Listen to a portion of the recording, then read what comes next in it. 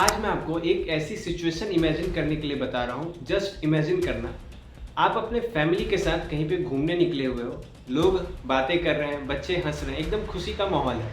लेकिन किसी को नहीं पता है कि ये जो अगले 10 मिनट है ये उनके लाइफ के लास्ट 10 मिनट्स होने वाले हैं। 13 अप्रैल 1919 अमृतसर, वैसाखी का दिन। हजारों की संख्या में लोग वहां एकजुट हुए थे, लेकिन किसी को नहीं पता था कि शाम होते होते वो बाग एक खूनी मैदान के रूप में बन जाए। हाँ, ये बात है जालियांवाला बाग की कहानी, the day that changed India forever.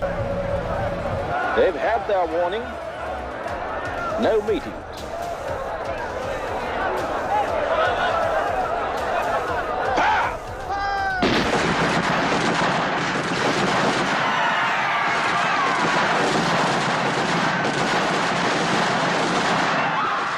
Welcome back to our channel, this is Raj Ranjan. And ये जो टॉपिक है इसको समझने के लिए हमको सबसे पहले कुछ फ्लैशबैक में चलना पड़ेगा। तो चलो स्टार्ट करते हैं इस वीडियो को। तो टाइम था ईयर 1919 का, जब वर्ल्ड वार 1 खत्म हो चुका था और इंडिया पर ब्रिटिश एम्पायर का राज चल रहा था। बेसिकली वर्ल्ड वार 1 में होता ये है कि बहुत सारे इंडियंस, भारतीयों ने मिलकर ब्रिटिश एम्पायर के लिए लड़ाई लड़ी थी और उन्हें पूरी उम्मीद थी कि उन्हें ज्यादा अधिकार मिलेंगे। लेकिन होता बिल्कुल इसका अपोजिट है। ज्यादा अधिकार तो देना छोड़ो, ब्रिटिश एम्पायर ने, ब्रिटिश गवर्नमेंट ने एक लॉ पास कर दिया, एक एक्ट पास कर दिया जिसे हम लोग रॉलेट एक्ट के नाम से जानते हैं। ये एक्ट 1919 में ही लागू हुआ था। इस एक्ट के मुताबिक किसी भी इंडियन को बिना किसी ट्रायल के गिरफ्तार किया जा सकता था। अब इस एक्ट को लागू होने के बाद पूरा देश जो था वो गुस्से में आ गया। महात्मा गांधी ने इसका खूब विरोध किया और पंजाब में भी लोग सड़कों पे उतर गए थे। 10 अप्रैल 1919 को अमृतसर के दो सबसे लोकप्रिय नेता डॉक्टर सैफुद्दीन किचलो और डॉक्टर सत्यपाल को अरेस्ट कर लिया जाता है, जिसके बाद अमृतसर के लोगों के बीच में बहुत ज्यादा तनाव बढ़ जाता है। लोग गुस्से में आ जाते हैं और सड़क पर प्रोटेस्ट करते हैं। ब्रिटिश ऑफिसर्स को डर था कि भाई पंजाब में बहुत बड़ा रिवॉल्ट आ सकता है, इसीलिए उन्होंने पंजाब की जिम्मेदारी एक ऐसे इंसान को दी जिसका नाम था ब्रिगेडियर जनरल डायर। जिस समय जनरल डायर को अमृतसर की जिम्मेदारी मिली, उसी समय उसे अमृतसर की बर्बादी की भी चाबी मिल चुकी थी। 13 अप्रैल 1919 वैसाखी, अमृतसर का सबसे बड़ा त्योहार। उस दिन हजारों की तादाद में लोग अमृतसर के जालियांवाला बाग में पहुंचे हुए थे। शाम तक तो 10,000 से भी ज्यादा संख्या में लोग वहां पहुंच चुके थे। अब उस मेले में बहुत सारे लोग एंजॉय करने आए थे, बहुत सारे अपने इस बच्चे के साथ घूमने आए थे। लेकिन उसी बीच उस मेले में एक ऐसी ग्रुप भी थी जिन्होंने एक रेवोल्यूशनरीज के नाम से जाना जाता है और वो लोग कुछ बातचीत करने आए थे। इस बात की भनक जनरल डायर को लग गई थी। उनमें से कुछ लोग तो इतने भोले थे कि उन्हें ये भी नहीं पता था कि पब्लिक गैदरिंग्स पे बैन लगाया गया। धीरे धीरे शाम ढलती है। जनरल डायर अपने साथ 50 से भी ज्यादा सिपाहियों के साथ जालियांवाला बाग में एंटर करता है। उस बाग की सबसे बड़ी प्रॉब्लम ये थी कि उस जो जालियांवाला बाग है उसका सिर्फ एक ही एंट्रेंस था, ना कोई दूसरा एग्जिट था, ना कहीं बाहर जाने का दूसरा तरीका। अब जनरल डायर अपने सारे सिपाहियों को एंट्रेंस पे ही खड़ा कर देता है, जिसके वजह से सारे जो लोग थे वो पूरे तरीके से पैक्ड हो जाते हैं और लास्ट में जनरल डायर सिर्फ और सिर्फ एक ही वर्ड बोलता है, वो था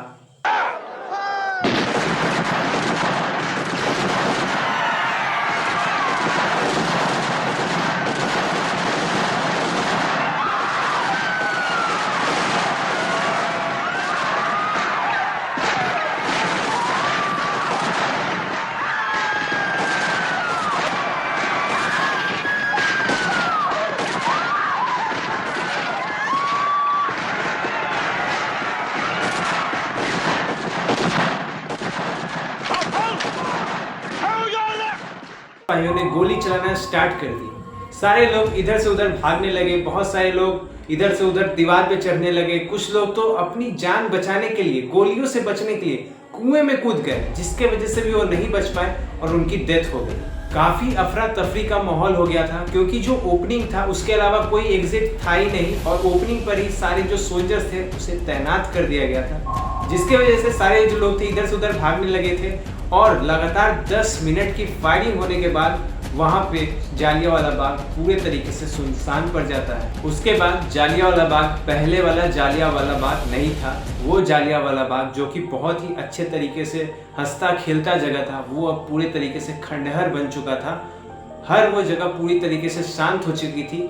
अमृतसर की सड़कें एकदम पूरी तरीके से शांत हो चुकी थी। जालियांवाला बाग में चलने वाली गोलियां सिर्फ और सिर्फ इंसानों को नहीं लगी थी, उसने पूरी देश की सोच को बदल दी थी। जालियांवाला बाग सिर्फ एक मैसेकर नहीं था, ये वो पल था जहां पर करोड़ों भारतीयों का ब्रिटिश राज पर से भरोसा उठ गया। Nobel prize winner Jawaharlal Nehru ने भी अपनी नाइटहुड वापस कर ली। 13 अप्रैल 1919 इतिहास का एक ऐसा दिन जिसे भारत कभी भूल नहीं सकेगा। Because sometimes history doesn't written with ink, it is written with sacrifice. जय हिंद, जय भारत। मिलते हैं किसी और वीडियो में किसी नए टॉपिक के साथ। तब तक के लिए वीडियो पसंद आया तो वीडियो को लाइक शेयर सब्सक्राइब कर देना और अपने दोस्तों के साथ भी शेयर कर देना। मैं मिलता हूँ अगले वीडियो में। अगला वीडियो किस चीज के ऊपर चाहिए आप लोग कमेंट्स में जरूर बता सकते हो। कमेंट बॉक्स यहाँ पे ओपन है। अपने यहाँ पे जो व्यूज है उसको भी ड्रॉप करना, मैं उसको जरूर से जरूर रिप्लाई करूंगा। मिलता हूँ किसी और वीडियो में किसी नए टॉपिक के साथ। Bye bye.